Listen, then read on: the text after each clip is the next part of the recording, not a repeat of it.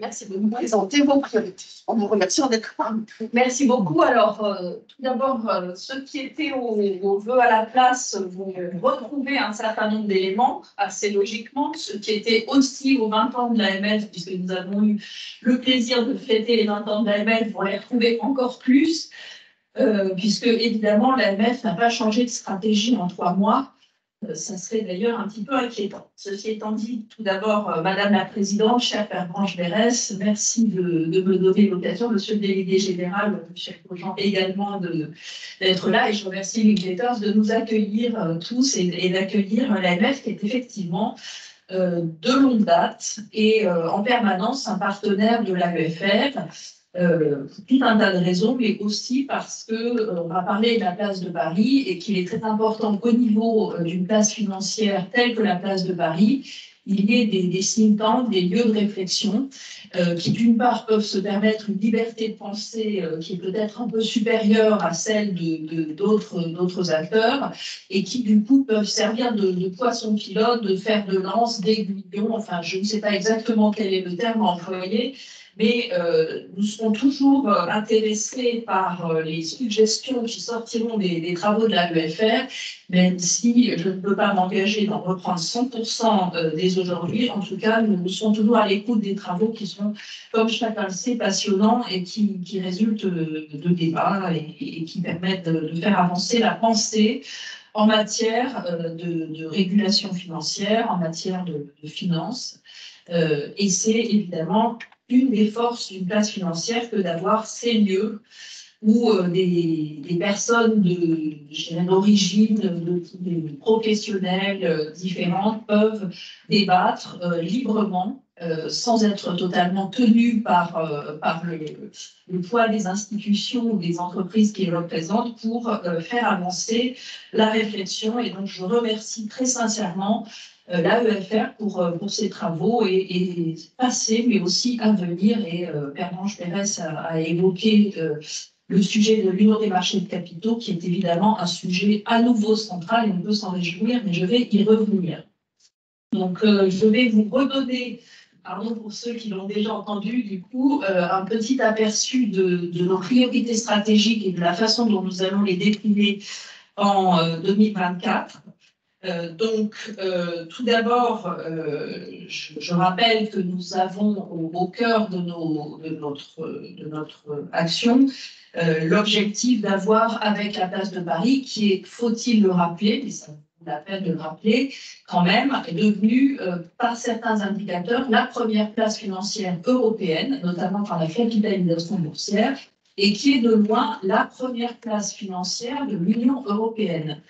Je sais qu'il est parfois courant en France de voir ce qui ne marche pas. On peut aussi de temps en temps se pencher sur ce qui marche, ce qui n'est pas pour autant d'ailleurs une raison pour se reposer entre guillemets sur ses lauriers. Et en cette année de Jeux Olympiques, on sait à quel point un champion doit à la fois être exemplaire et s'entraîner. C'est d'ailleurs effectivement la nature des vœux que j'ai formulés lors de mes vœux à la place pour la place financière de Paris. J'en ai formulé 4 que je vais rappeler devant vous. Tout d'abord, que la place de Paris se maintienne au premier rang, et sachant que cette première place emporte un devoir d'exemplarité auquel l'AMF évidemment s'attache avec force et détermination. Deuxièmement, que Paris gagne encore en attractivité par son dynamisme, par son utilité et par son intégrité. L'utilité, c'est le bon financement de l'économie. C'est évidemment l'objectif numéro 1 d'une place financière. Et que 2024 soit, nous y venons, l'année de la relance de l'union des marchés de capitaux. Parce que, évidemment, on peut raisonner au niveau national, et nous devons le faire compte tenu du poids de la place de Paris, mais on sait très bien que notre monde, pour tout un tas de raisons, fait que le niveau pertinent de raisonnement, c'est celui de l'Union européenne. Je consulte porte ouverte, je pense que Pervenche Berès est aux avant-postes de cette pensée depuis fort longtemps, mais il faut toujours se le rappeler, nous ne pouvons pas être forts si nous ne raisonnons pas au niveau de l'Union européenne. Troisième vœu, que la place soit la première place européenne en matière d'innovation. Une place financière ne peut continuer à occuper cette première place sur le podium que si elle est innovante, si ces régulateurs, d'ailleurs c'est un enjeu pour nous, savent accueillir l'innovation avec le bon positionnement, la bonne posture. C'est pas toujours facile parce que la position naturelle d'un régulateur peut être d'avoir peur et de ne voir que les risques, mais il faut aussi que l'on voit les opportunités et qu'on sache accompagner l'innovation. Donc, première place en matière d'innovation et évidemment, première place en matière de finances durables, et j'y reviendrai. Quatrième vœu, que l'AMF, c'est un vœu pour l'AMF, continue à être aux avant-postes de ces évolutions et puisse jouer pleinement son rôle dans ces différents domaines. Pour mener à bien ces ambitions pour la place financière, j'ai exprimé depuis plus d'un an maintenant que je suis à la tête de cette magnifique organisation qu'est l'AMF et dont je découvre presque chaque jour encore l'excellence et l'engagement notamment des collaborateurs, mais aussi des outils d'ailleurs, je reviendrai sur l'innovation.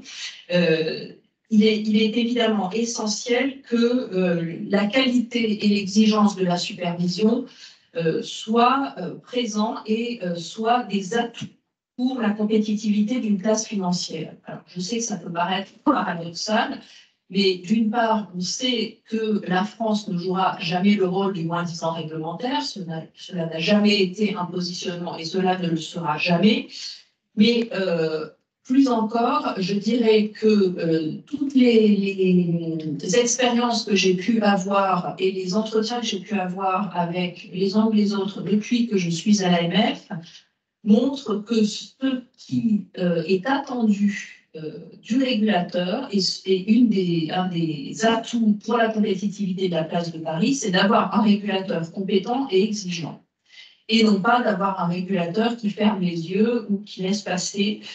C'est ce que nous disent de façon très transparente les acteurs que nous recevons et qui continuent à se développer à Paris ou ont déjà fait le choix de Paris d'ailleurs, où ils vont continuer à se développer et pour certains ont décidé de s'y implanter.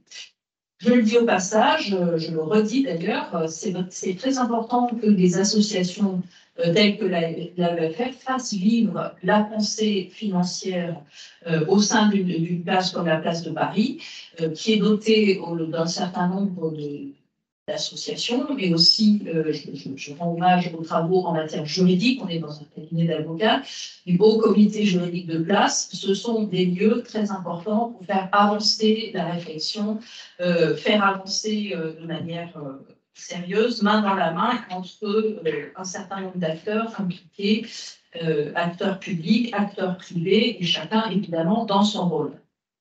Cette exigence de la place et de son régulateur, elle se traduit dans les orientations stratégiques que nous nous sommes données à l'AMF. Donc, l'été dernier, nous avons mis en place notre plan stratégique Impact 2027 au mois de juin avec les priorités suivantes. La première, c'est d'être un régulateur exigeant pour la première place financière européenne. Je vais parler.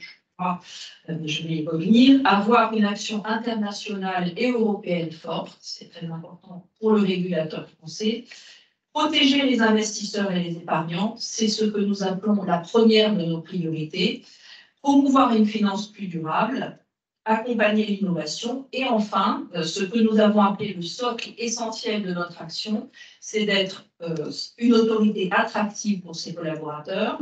Nous, tout ce que nous voulons faire, nous ne pourrons le faire que si nous avons le capital humain et si nous le maintenons pour y parvenir. Et c'est évidemment un enjeu très fort. Et aussi une autorité performante, efficiente au service de l'intérêt général dont elle a la charge. Nous avons décliné, ça a été dit en introduction, ces priorités d'action, ces priorités stratégiques dans notre plan d'action pour l'année 2024 qui a été publié le 18 janvier à l'occasion des vœux à la place et qui traduisent concrètement la déclinaison opérationnelle de ces enjeux dans l'action que nous avons d'ailleurs déjà commencé à mener cette année puisque l'année 2024 est assez bien entamée. Premier élément donc, un régulateur exigeant pour la première place financière européenne. Comme je l'ai dit en introduction, le rôle d'une place financière de premier plan, c'est d'abord d'assurer la stabilité et la sécurité des financements, mais aussi leur développement, et de susciter la confiance des investisseurs et des épargnants.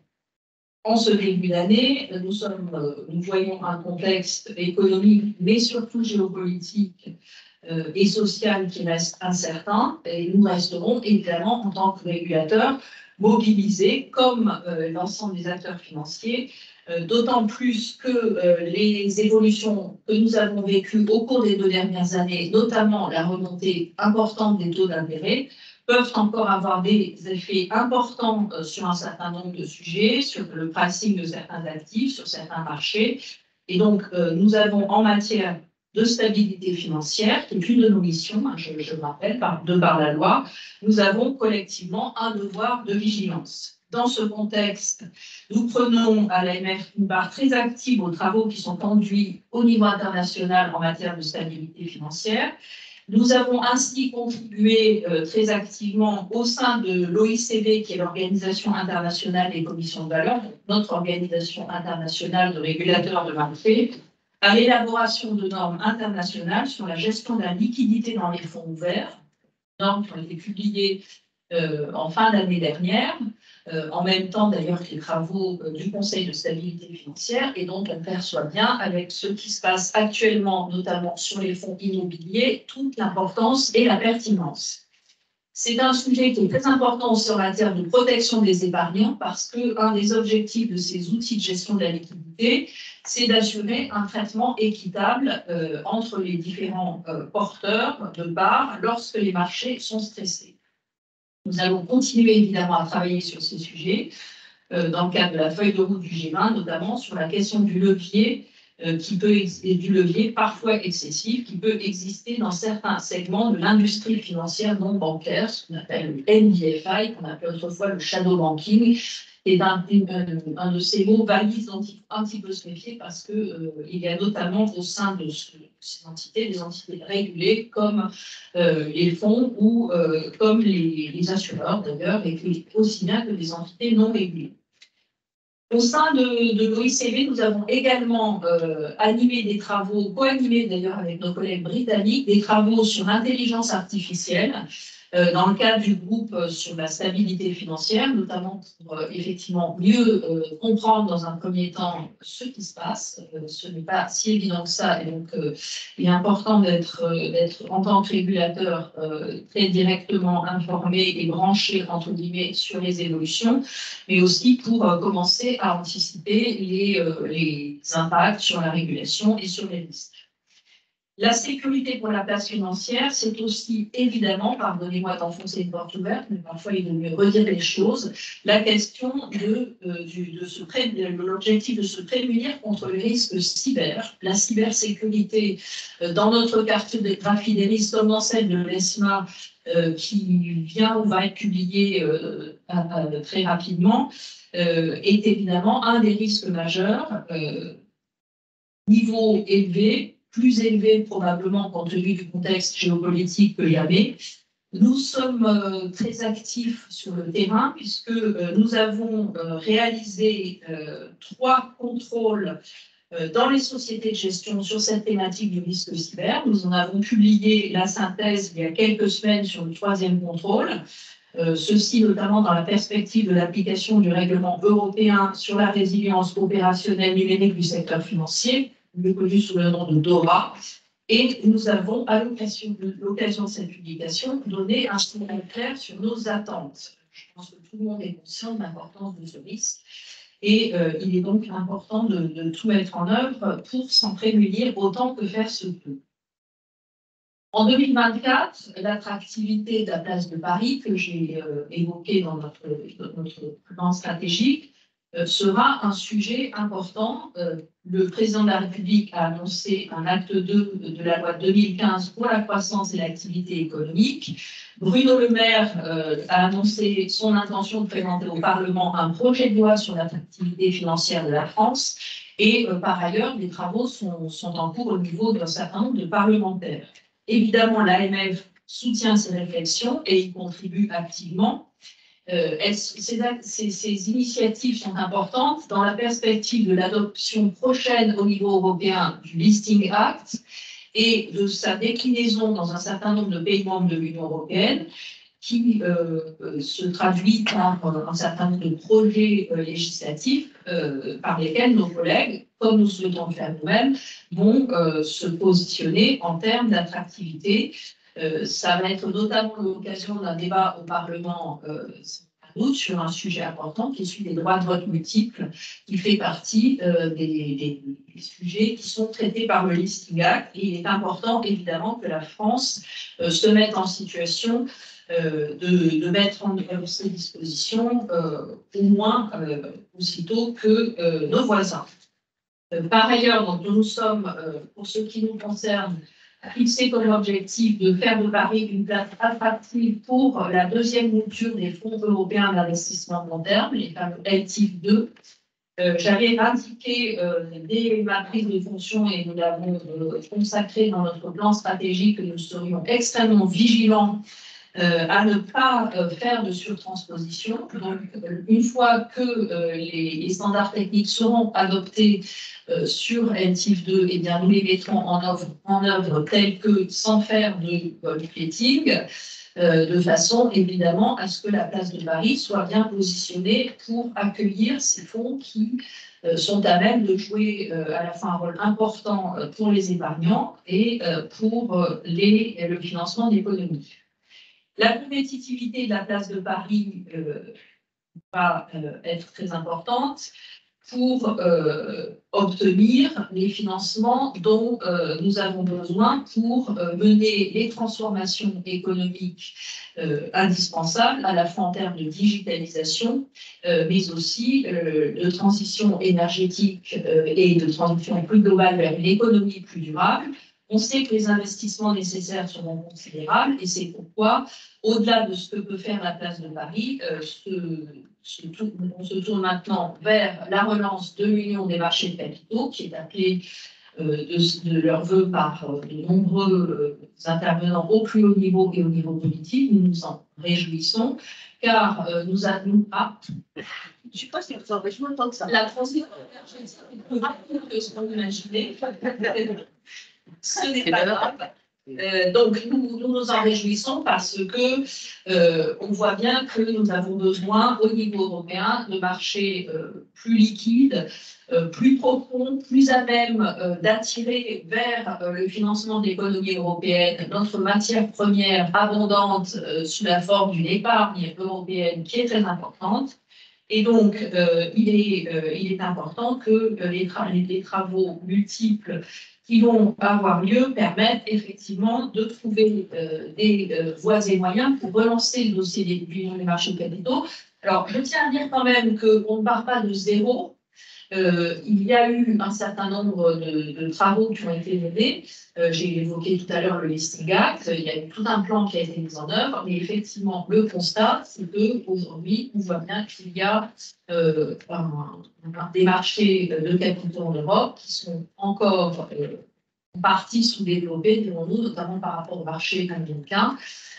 Avec la nécessité qui monte en puissance, d'abord parce qu'on a besoin de plus de financement. Ce n'est pas uniquement une question de répartition de la part du gâteau entre financement bancaire, financement de marché.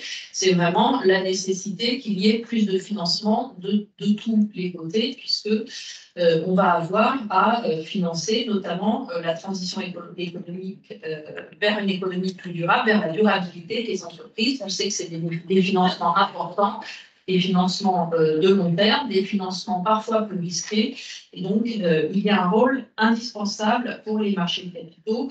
Le ministre Bruno Le Maire a mandaté Christian Noyer, que tout le monde ici, évidemment, connaît bien, pour travailler sur ce sujet. Je pense qu'il sera très preneur de tous les inputs possibles. J'ai encore échangé avec lui évidemment sur ces sujets. Je pense que si l'AEFR se met en situation, je crois que c'est le cas, de travailler, ça sera évidemment très utile dans ces domaines. J'y travaille aussi avec un certain nombre de collègues au sein de l'ESMA qui a mis en place une task force pour réfléchir à la contribution que les régulateurs de marché peuvent apporter sur ces grands sujets.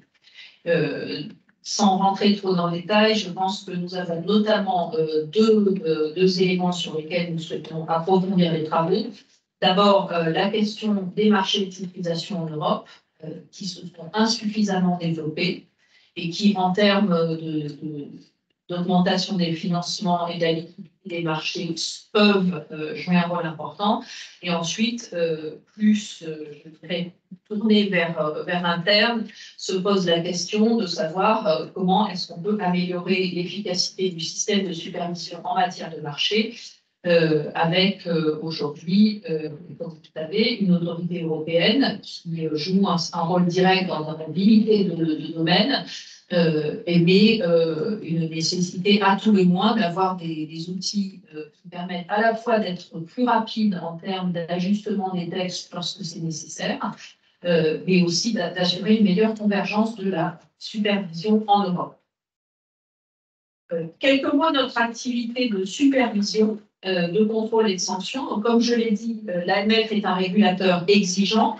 Quelques chiffres, nous avons la commission des sanctions de l'AMF, qui, je le rappelle, est totalement indépendante et qui ne suit pas d'ailleurs le collège de l'AMF, parfois en plus, parfois en moins dans ces réquisitions, a rendu 17 décisions avec un montant de sanctions pécuniaires de 35 millions d'euros. Alors, je le dis tout de suite, ce n'est pas un hit parade, l'objectif n'est pas de faire plus de sanctions, plus de montants, mais c'est important que l'on puisse aussi montrer que nous sommes capables, lorsqu'on constate des déviances, d'intervenir et de le faire de manière marquante. Nous avons aussi développé depuis quelques années un outil de transaction que nous appelons des accords de composition administrative, qui nous permettent parfois, lorsqu'il n'y a pas de droit particulier à trancher, notamment d'être en bonne intelligence, bien sûr, avec la commission des sanctions beaucoup plus rapide, et parfois d'avoir des formes de remédiation que nous mettons dans ces accords de transaction. Donc, on en a conclu 10 l'année dernière, avec notamment un accord intéressant qui comporte un engagement de versement aux investisseurs concernés à hauteur d'un maximum de 7,75 millions d'euros. C'est ce que j'appelle ces outils de remédiation. Je le trouve extrêmement intéressant. C'est d'ailleurs une des questions juridiques qu'on pourrait ouvrir sur le fait de savoir si la commission des sanctions pourrait aussi disposer de ce type d'outils.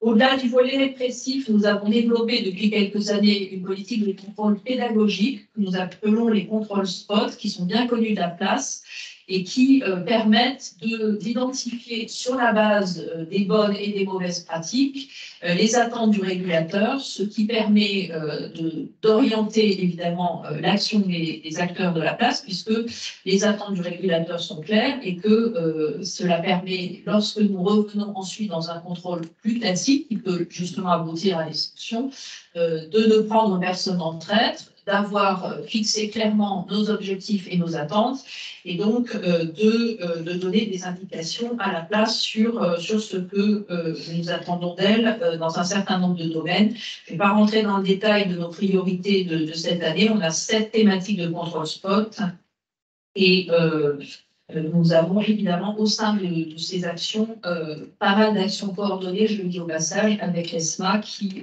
met en place des actions de supervision coordonnées qui, évidemment, sont très utiles puisqu'elles sont menées au même moment partout en Europe. Nous devons, en tant que superviseurs, veiller à l'adaptation permanente de nos outils de supervision. Cela vaut aussi pour nos outils techniques et juridiques. Donc, nous développons évidemment depuis plusieurs années la supervision par la donnée. Nous développons aussi, nous avons déjà des outils d'intelligence artificielle, notamment pour la surveillance des marchés. Nous les développons aussi pour tout ce qui est prévention identification et prévention des arnaques. Je vais revenir sur le sujet des arnaques, qui est effectivement un des grands sujets que nos enquêtes ont permis d'identifier, et je vais y venir. Le cas échéant, on pourrait aussi souhaiter quelques modifications législatives pour pouvoir développer nos pouvoirs en matière d'examen de ce qui se passe sur les réseaux sociaux, ce qu'on appelle le web scrapping, puisque c'est très protégé évidemment pour des raisons évidentes en état de droit, mais que en tant que superviseur, nous pensons que nous pourrions bénéficier utilement de pouvoirs accrus en la matière, y compris la possibilité d'avoir une identité d'emprunt lorsque ceux qui exercent la surveillance au-delà de nos enquêteurs puissent aller notamment sur les réseaux sociaux. La protection des épargnants passe évidemment par l'amélioration de ces outils. Je l'ai dit, c'est la première priorité de l'AMF au sein de l'ensemble de ces orientations stratégiques. Elle passe notamment par plusieurs piliers, l'éducation financière, une information complète et compréhensible sur les produits, mais cela commence par la bonne compréhension des investisseurs. Et effectivement, nous avons travaillé d'ailleurs avec les financements de la Commission européenne c'est l'OCDE qui a fait pour notre compte une enquête sur le profil des nouveaux investisseurs qui a été évoquée tout à l'heure par Pervenche Berès. Je recommande à tout le monde d'aller en regarder le détail parce qu'elle est extrêmement riche et extrêmement intéressante. On peut être frappé par tout un tas de choses, mais notamment par les poids maintenant très importants des cryptoactifs dans les investissements de nos concitoyens. Nous avons actuellement en France 7% des investisseurs qui détiennent des actions cotées en direct et nous en avons 9% qui détiennent des cryptoactifs. Autant vous dire que c'est un constat, il faut le savoir, et ensuite ça veut dire que pour le superviseur, c'est un enjeu. D'autre part, nous nous mobilisons au-delà de la connaissance des investisseurs sur leur bonne information. Alors, je suis parfaitement consciente du fait que 99% de l'action de l'AMF dans ce domaine est invisible, c'est pour ça que je l'évoque, pour la rendre un peu visible. Nous avons une action quotidienne dans nos actions de supervision, dans le dialogue quotidien, parfois assez musclé, que nous avons avec les émetteurs, pour que les informations qui sont publiées soient exactes, sincères, non trompeuses, qu'elles arrivent en temps et en heure et qu'elles permettent aux épargnants de prendre leurs décisions sur une base éclairée. Nous avons aussi travaillé en matière de protection des investisseurs. Par parenthèse, je pourrais y passer la matinée parce que nous sommes sur tous les fronts en matière de protection des épargnants et des investisseurs. Nous avons travaillé sur la question du coût de l'épargne et des frais, à la fois au niveau national et au niveau européen.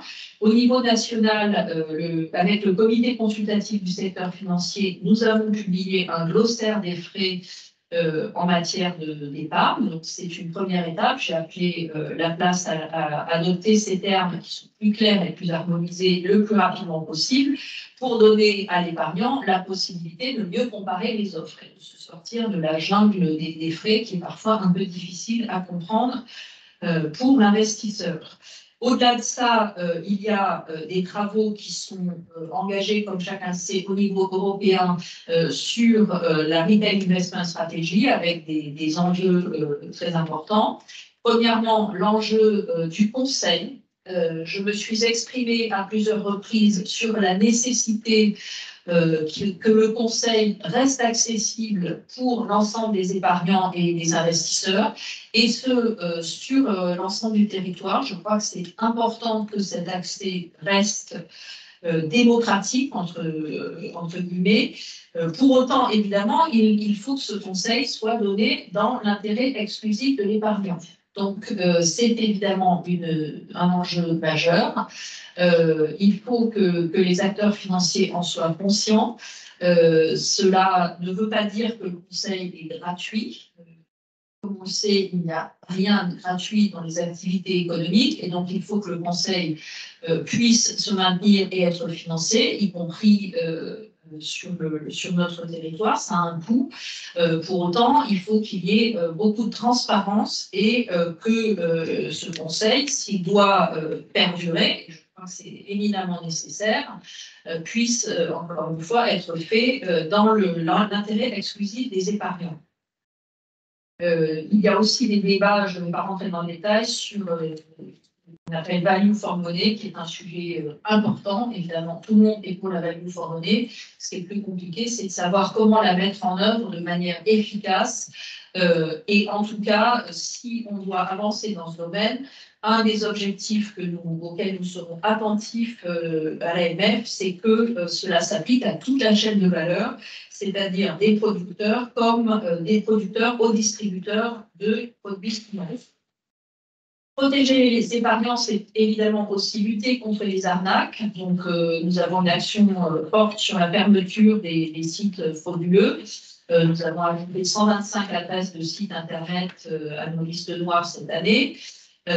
Mais au-delà de ça, nous sommes attentifs à cette question des arnaques parce que là aussi, nous avons publié cette année une enquête très intéressante qui est notre baromètre de l'épargne et de l'investissement, qui montre que, tenez-vous bien, 15% des Français estiment avoir été victimes d'une arnaque financière, proportion qui monte à 35% chez les jeunes, chez moins de 35 ans. Donc, ce sont là aussi des chiffres qui m'interpellent. On a un service qui s'appelle Épargne Info Service, on a aussi notre médiatrice de l'AMF qui joue un rôle très important. On voit effectivement monter toute une série d'arnaques, notamment de plus en plus des usurpations d'identité, qui sont parfois très bien faites, mais pas que. Et donc, évidemment, c'est un sujet dans lequel nous sommes très mobilisés. On a aussi beaucoup travaillé sur la loi influenceur, sur la police de ce qu'on appelle les fines influenceurs, c'est-à-dire ceux qui interviennent dans le domaine de la finance, sur le nécessaire. Quelques mots de l'innovation, je l'ai dit, c'est quelque chose de totalement essentiel pour la poursuite du développement de la place. Nous avons cette année, au niveau réglementaire, des enjeux considérables puisqu'on s'approche de la mise en œuvre du règlement MiCA. Donc, on travaille avec l'ESMA, on doit publier 30 standards techniques au niveau de l'ESMA sur la mise en œuvre de MiCA. Autant vous dire que nous y sommes particulièrement actifs. Nous sommes également actifs auprès des prestataires de services sur actifs numériques qui sont enregistrés chez nous actuellement et qui doivent se préparer à une phase réglementation beaucoup plus exigeante, que ce soit l'enregistrement renforcé, d'ailleurs, qui est en vigueur depuis le 1er janvier 2024 au niveau national, mais aussi l'agrément qui d'ailleurs existe aujourd'hui. Nous avons un acteur qui est agréé, mais l'essentiel des acteurs sont uniquement enregistrés et donc ils doivent se préparer à MiCA, puisque dans le règlement MiCA, il n'y aura plus qu'un dispositif d'agrément qui est évidemment beaucoup plus exigeant et qui est aussi beaucoup plus protecteur des investisseurs. Et on l'a vu, compte tenu du poids maintenant des cryptoactifs, il est éminemment souhaitable que les investisseurs soient mieux protégés. MiCA, d'ailleurs, je le dis au passage, ne sera pas la fin du chemin. Nous avons d'ores et déjà, comme d'autres, identifié le besoin d'un MiCA 2 qui traite notamment un sujet important qui est celui de la régulation des conglomérats de cryptoactifs qui sont des plateformes globales, à la fois dans leur activité et dans leur positionnement mondial. Et donc, il est important que nous disposions de tous les outils pour une supervision efficace, ou en tout cas plus efficace. J'ai évoqué ce que nous faisons en matière d'intelligence artificielle, je n'y reviendrai pas. Je signale aussi que nous sommes évidemment, ça concerne sans doute un certain nombre d'avocats ici présents et d'acteurs à l'écoute des projets de développement de la blockchain. Nous avons des projets innovants d'émission de jetons, y compris d'ailleurs dans le domaine de la finance durable, donc probablement des sujets qui vont sortir du mois, je l'espère, prochainement.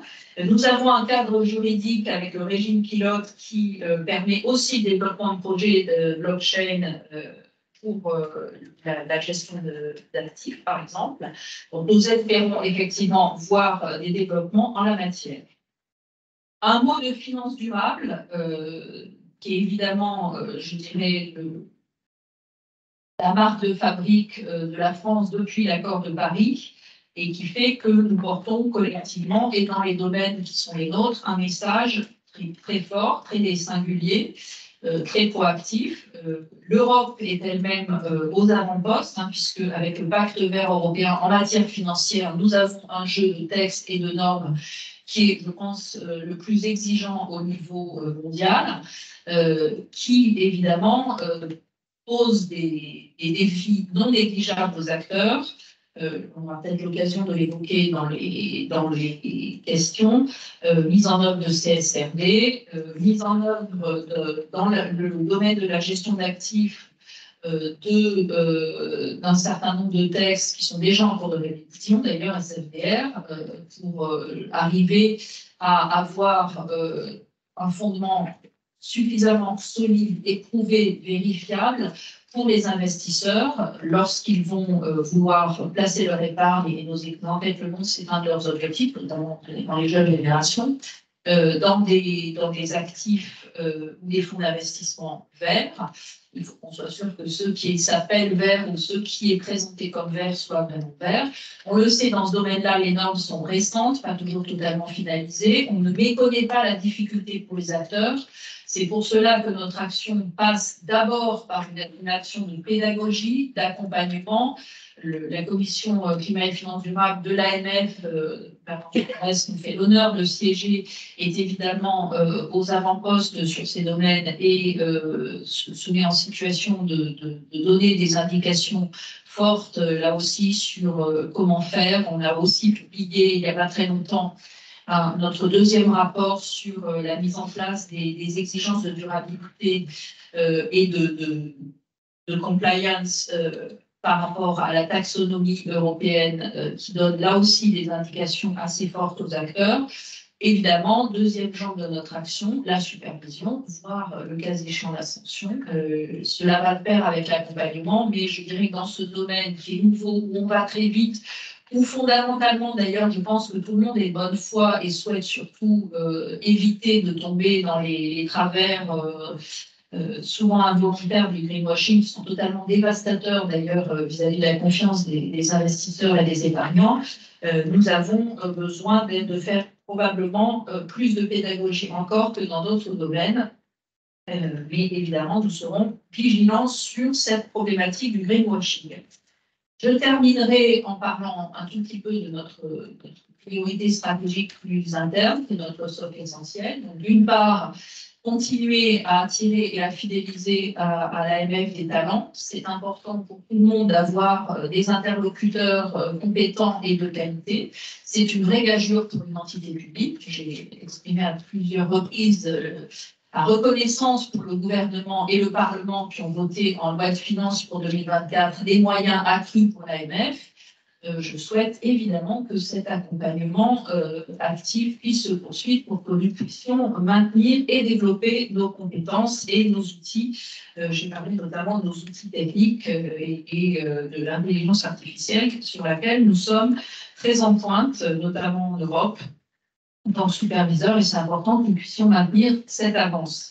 Ce socle essentiel, c'est aussi un engagement vis-à-vis de la place, un engagement de transparence. Nous avons rendu public pour la première fois cette année, avec notre plan d'action 2024, nos indicateurs de performance que nous avons refondus l'année dernière pour les mettre davantage en adéquation avec notre plan stratégique, et nous souhaitons multiplier, ou faire plus fréquemment en tout cas, des études d'images pour identifier les points positifs, mais aussi le cas échéant, les points de blocage. Et évidemment, nous serons toujours à l'écoute sur les attentes légitimes de la place pour progresser dans notre qualité de supervision.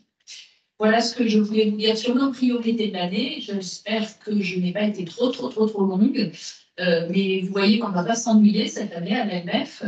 On a quand même du pain sur la planche et c'est vos questions. Merci beaucoup.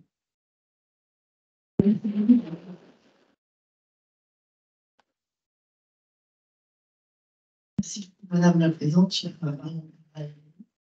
Vous avez parfaitement rempli votre feuille de route pour ce matin, puisque vous avez quand même un petit peu plus des choses presque différentes, complémentaires à ce que vous aviez pu dire aux uns et aux autres lors de vos vœux ou du 20e anniversaire de l'AMF. En tout cas, je veux aussi vous remercier au nom de l'AMFR parce que je crois que vous avez parfaitement décrit à quoi nous servons et là où nous pouvons être utiles complément à vos travaux. Et dans cet esprit, vous avez mentionné les contrôles spot, et c'est vrai que ça fait partie des sujets, de vos travaux sur lesquels nous pouvons être une caisse de résonance très utile. Donc, vous en avez identifié 7 à venir. Je pense qu'il y en aura quelques-uns sur lesquels nous aurons vocation à être un forum pour publiciser ou rebondir sur les conclusions de ces contrôles spot. C'est pour nous important. Alors, je suis certaine qu'il y a beaucoup de questions dans la salle. Moi, je vais en prendre tout de suite une, mais avant, je vous en donne déjà une en stock, donc en spot, qui est la suivante. Pour revenir sur cette étude de l'OCDE que vous avez commandée, il se trouve que j'ai eu l'occasion d'en parler avec des fonctionnaires de la Commission européenne et qui me disent que ce choc des chiffres que l'on découvre, il est en partie lié au fait que ce sont des investissements sans frais intermédiaires. Alors, est-ce que c'est pour un argument pour qu'il n'y a pas de frais d'entrée sur les cryptos, et que c'est ça qui attire les jeunes? Et moi, je vois une petite contradiction entre des jeunes qui veulent financer la transition verte et qui en même temps vont sur des cryptos où ils n'ont pas d'identification du support qu'ils financent ainsi. Donc, un peu là, interroger votre compréhension du sujet. Et puis, évidemment, derrière, comment est-ce que vous travaillez, comment est-ce que vous identifiez sur un sujet de protection de ces investisseurs-là, qui est quand même un angle très particulier par rapport à un investisseur classique, même si j'imagine que ça reboucle avec votre préoccupation sur les arnaques. Mais si vous en êtes d'accord, on va prendre 2-3 questions. Ça permet de, non pas que vous fassiez votre marché après sur les questions auxquelles vous répondez, mais d'en prendre plus. Anne Collet, présidente de Regulation Partners. J'ai une question justement qui est liée aussi à l'information pour l'investisseur, notamment de détail. Vous avez parlé de Retail Investment Strategy qui arrive. Comment peut-on réussir finalement à concilier cette nécessité d'une information claire et simple pour l'investisseur détail avec des textes qui sont quand même de plus en plus complexes? Je prends deux exemples. Le questionnaire sur la durabilité, par exemple, c'est difficile de faire comprendre à l'investisseur de détail finalement de quoi il retourne, ou la complexité très forte de TRIPS maintenant, avec des indicateurs extrêmement complexes sur les risques ou la performance, même pour quelqu'un d'initié qui essaie d'aider d'ailleurs des prestataires ou des sociétés de gestion à mettre en place. Voilà, c'était...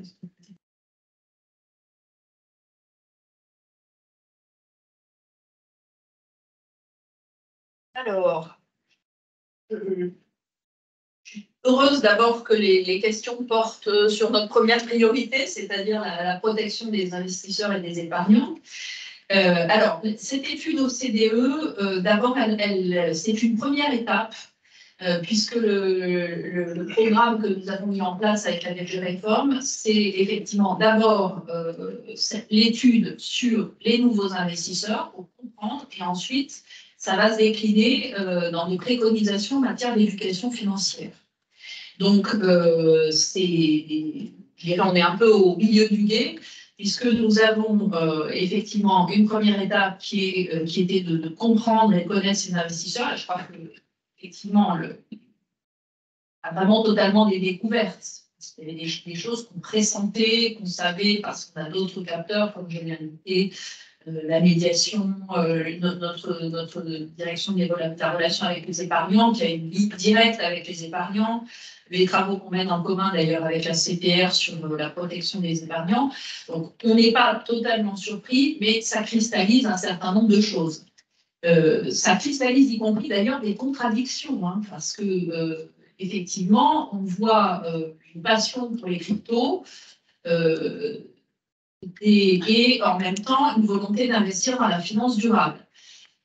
Bon, alors moi j'ai des jeunes adultes comme un certain nombre d'entre vous, cette contradiction elle est permanente dans leur activité d'une manière générale, pas qu'en matière d'investissement et d'épargne. Elle est aussi avec le fait qu'on se fait critiquer quand on prend l'avion, mais qui passent leur temps sur les réseaux sociaux ou à télécharger des vidéos dont on sait qu'en termes environnementaux, c'est totalement catastrophique. Donc, oui, les nouveaux investisseurs sont contradictoires. Ils ont un autre petit défaut, c'est pas une critique, je le dis au passage, c'est qu'ils se croient beaucoup plus experts. Enfin, ils surestiment leurs compétences en matière financière. C'est un des enseignements de l'enquête, c'est peut-être un petit peu trop sur eux. Par ailleurs, en termes de où est-ce ils prennent des infos pour investir, ben, en fait beaucoup chez les influenceurs et sur Internet et sur les réseaux sociaux. Tout ça n'est pas, bon, c'est cher qu'on peut déplorer, on peut se dire que c'est l'apocalypse cognitive, selon un livre très intéressant que je recommande à tout le monde de lire par ailleurs, mais de toute façon, nous, on doit être pragmatique et il faut qu'on voit comment on peut intervenir. C'est pour ça qu'il y aura des préconisations en matière d'éducation financière. Bon, l'AMF fera avec ses moyens. Par ailleurs, ça pourra être un input aussi pour la stratégie nationale d'éducation financière, dont la Banque de France est l'opérateur et qui pourra évidemment s'en inspirer. C'est une des raisons pour lesquelles, même en amont de cette étude, on s'est penché sur la question des influenceurs, parce qu'on avait bien identifié que c'était devenu un canal absolument majeur vis-à-vis des nouveaux investisseurs. Donc, on a travaillé sur ce qui est devenu la loi sur les influenceurs. Bon, alors, elle est maintenant un peu remise en question au niveau européen, mais enfin, je pense que de toute façon, il en restera quelque chose. D'ailleurs, la Retail Investment Strategy comporte des éléments sur ce sujet. On a travaillé avec l'ARP, qui est l'autorité de régulation de la publicité, qui est une autorité d'autorégulation pour faire un certificat d'influence responsable pour les influenceurs. Donc, on prend les choses, on prend le monde tel qu'il est, parce que je pense que ça ne sert à rien de se dire on va fermer les réseaux sociaux, on va interdire les influenceurs, etc. Et on va revenir au monde d'avant. On prend le monde tel qu'il est et on essaye d'aller intervenir là où c'est utile. Donc, on a publié des vidéos sur YouTube, on a nous-mêmes utilisé un influenceur, on va sur TikTok, enfin, on fait tout un tas de choses qui sont destinées effectivement à aller faire de la prévention là où on trouve les investisseurs. Maintenant, il faut être clair, c'est un domaine complexe. On voit aussi, c'est un sujet sur lequel on a fait travailler d'ailleurs notre conseil scientifique, on a une étude très intéressante, je conseille la lecture à tout le monde, la porosité entre le jeu et l'investissement, ce qu'on appelle la gamification. On a eu effectivement une étude de finance comportementale qui a été faite sur ce sujet pour voir ce qui influence vraiment les actions, etc. On est en effet dans un univers compliqué avec en effet des techniques de commercialisation qui empruntent de plus en plus au monde du jeu, qui empruntent de plus en plus aux influenceurs, qui utilisent de plus en plus les influenceurs, qui s'adressent à des gens qui eux-mêmes ne sont pas exempts de contradictions, on vient d'en parler. Donc ça n'est pas forcément simple.